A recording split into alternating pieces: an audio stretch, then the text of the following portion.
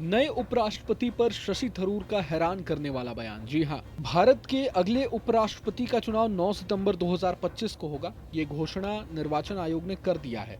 साथ ही ये भी स्पष्ट किया है कि निर्वाचन मंडल का गठन पूरा हो चुका है।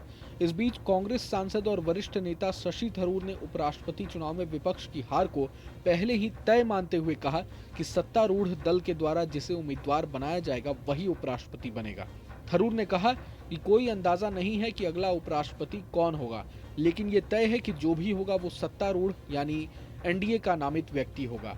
उन्होंने कहा कि चूंकि ये चुनाव केवल लोकसभा और राज्यसभा के सदस्य मिलकर करते हैं, इसलिए हम पहले से ही जानते हैं कि बहुमत किसके पास है।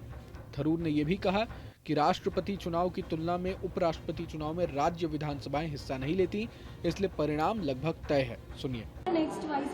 No idea.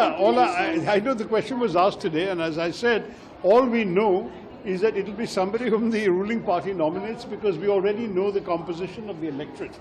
It's the two houses of parliament. Unlike the presidential election, where the state assemblies also vote, for the vice president, it's only Lok Sabha and Rajya Sabha. So we already know who has the majority.